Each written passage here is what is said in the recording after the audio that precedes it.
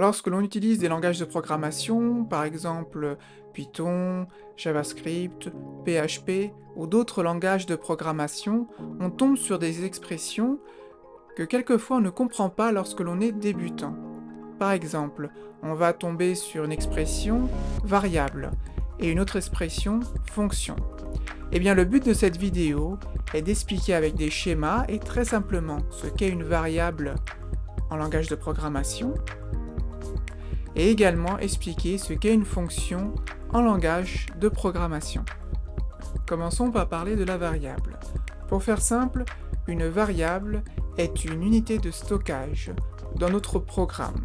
Ou en d'autres termes, grâce à une variable, on va pouvoir enregistrer une information quelque part dans notre ordinateur qui pourra être utilisée plus tard par notre programme.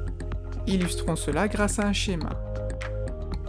Alors apparaît un dessin qui représente un espace ou un bloc mémoire. Pour chaque espace, il y a un nom et une valeur.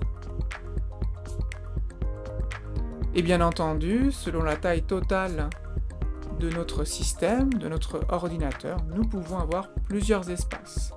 Apparaît sous vos yeux, par exemple, 6 espaces de stockage. Donc 6 valeurs ou 6 informations que l'on peut utiliser dans notre programme, que l'on peut stocker. Actuellement, nos 6 espaces sont vides, mais on peut les remplir de valeurs. Par exemple, apparaît sous votre écran les 6 stockages remplis de certaines valeurs. Donc ça peut être des chiffres ou des chaînes de caractères, ou en d'autres termes, eh bien des mots ou des phrases.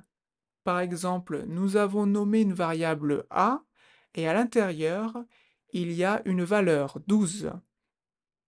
Et par exemple, pour la variable nommée pays, il y a une valeur, et la valeur, à l'intérieur, c'est France.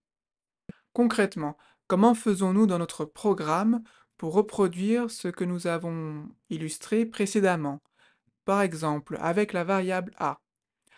Alors en général, ça se passe de la même façon pour chaque langage de programmation, mais il peut y avoir quelques subtilités, bien entendu, par rapport à des langages.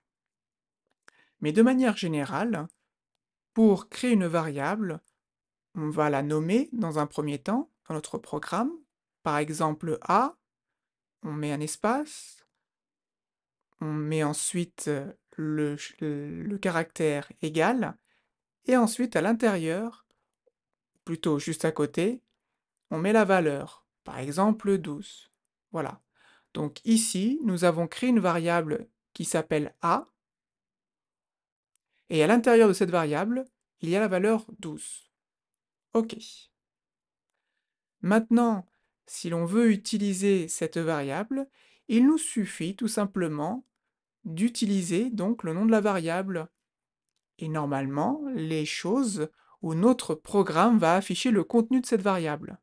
Alors pour afficher le contenu d'une variable, cela dépend donc voilà, du langage de programmation, mais si on se base sur Python, donc pour afficher la variable, il faut utiliser une fonction ou une fonctionnalité particulière, print, entre parenthèses, à l'intérieur on met le nom de la variable, donc nous c'est A, et lorsqu'on exécute le programme, eh bien 12 va être affiché. Donc ça c'était pour les variables. Maintenant on va parler d'autre chose, on va parler des fonctions. Qu'est-ce que c'est les fonctions en langage de programmation? Alors toujours pareil, pour vous aider à bien comprendre, je vais utiliser des schémas très simples. Vous voyez ici apparaît une fonction. Voilà, c'est un bloc en quelque sorte. À l'intérieur de ce bloc, il y a 6 actions. Donc une action en programmation, c'est une instruction. Le programme va faire quelque chose. Là, on lui demande de faire 6 choses différentes dans la fonction.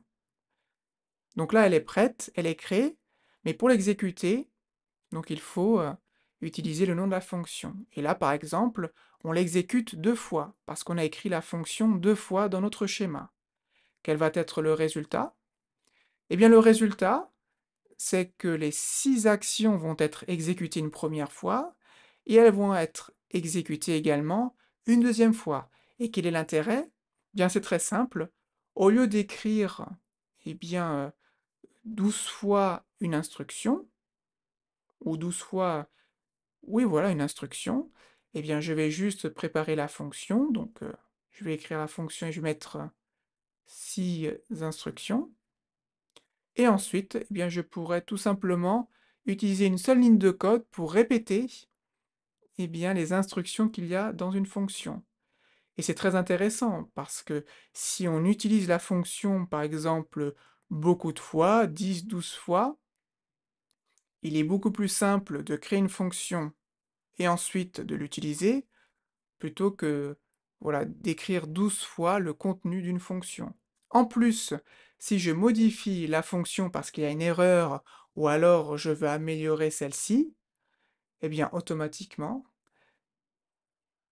la modification sera répertoriée dans toutes les fonctions que nous avons exécutées dans notre programme.